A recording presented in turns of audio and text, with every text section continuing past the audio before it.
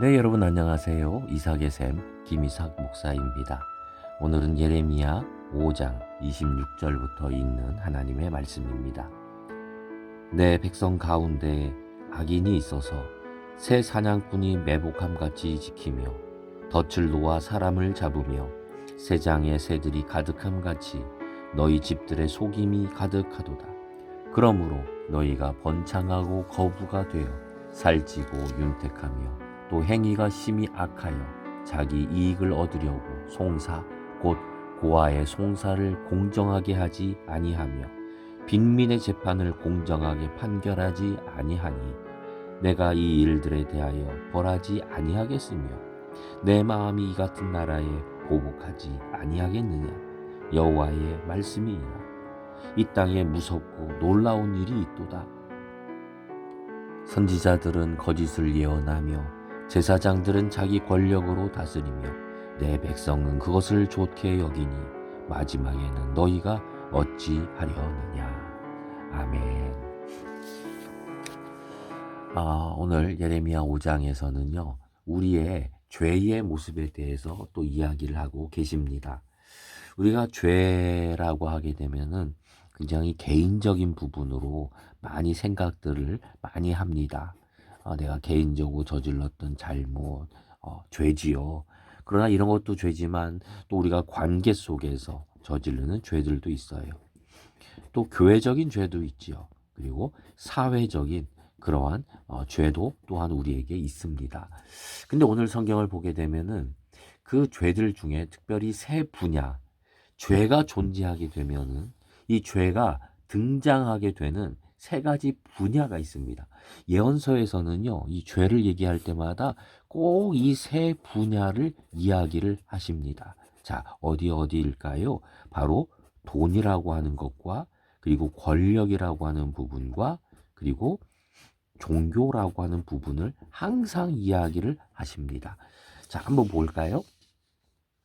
하나님이 이 얘기를 하십니다. 내 백성 가운데 악인이 있어서 새 사냥꾼이 매복함같이 지키며 악인이 존재해요. 근데 이 사람이 사냥꾼처럼 매복해서 지켜보고 있다가 갑자기 탁 잡아먹으려고 하는 거죠. 그런데 안타까운 게 이 악인이 어디에 있습니까? 내 백성 속에 있어요.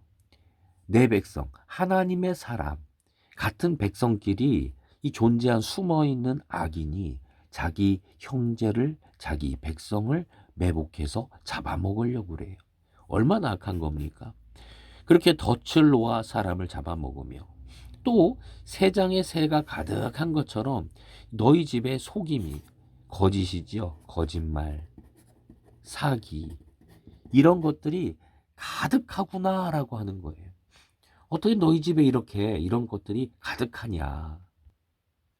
풍성해야 되는 게 사랑인데 지금 너희들 봐라. 너희 백성에게는 숨어서 잡아먹으려는 사람 가득하고 넘치는 게 속임이다. 사랑이든지 믿음이든지 신뢰든지 그런 게 존재하지 않아요.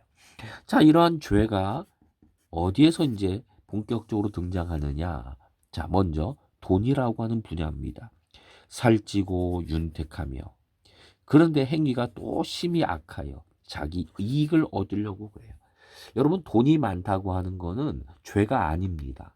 그런데 죄는 아니지만 그러나 그 돈을 얻기 위해서 우리가 어떻게 얻었느냐 또 어떻게 쓰느냐라고 하는 것은 죄가 될 수 있는 거예요. 돈은 많은데 이것을 어떻게 합니까? 행위가 심히 악해요. 그리고 그것의 이익을 얻으려고 쫓아다녀요. 자, 돈의 문제가 나왔어요. 그 다음 송사 곧 고아의 송사를 공정하게 하지 아니하며 빈민의 재판을 공정하게 판결하지 아니하며 송사를 하는데 공정하게 하지 않아요. 누구의 것을? 고아와 빈민의 것을 공정하게 하지 않는다는 거예요. 권력이 어디에서 부패한 게 드러나느냐? 바로 재판에서 드러난다는 거예요.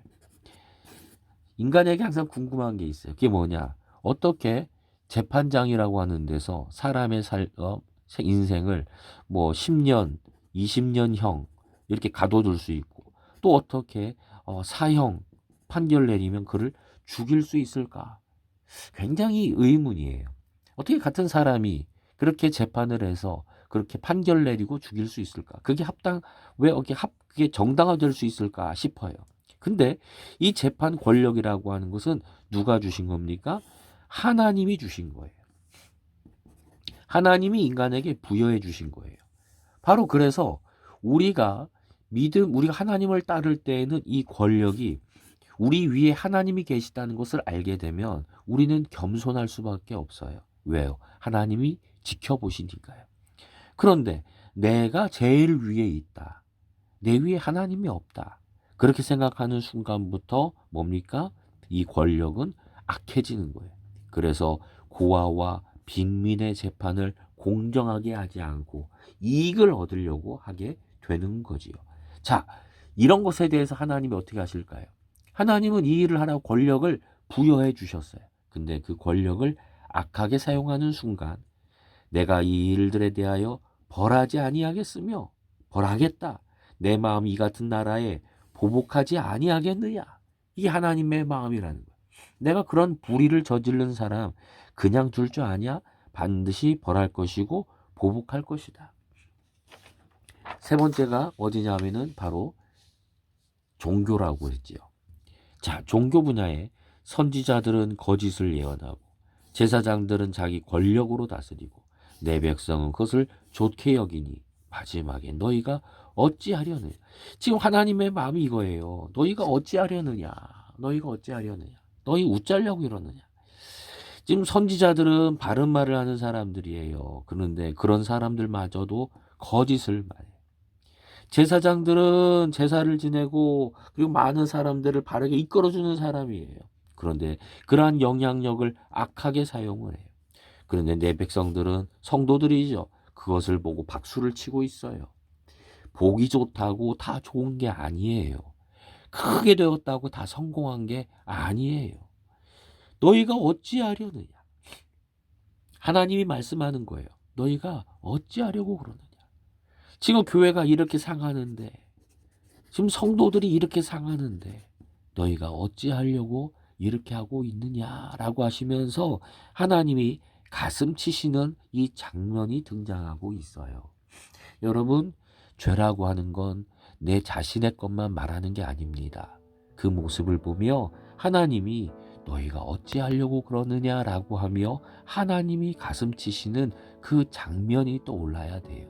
하나님이 나를 바라보시며 아파하고 계세요. 여러분, 우리는 오늘 이 세 가지 분야 중에 나의 죄는 어디에 있습니까? 기도하겠습니다.